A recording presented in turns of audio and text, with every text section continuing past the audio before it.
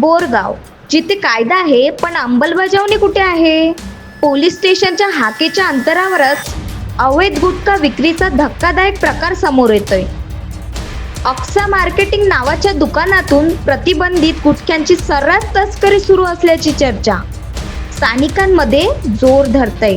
प्रश्न एकच, police station समोर असतानाही हा काळा बाजार कसा सुरू आहे?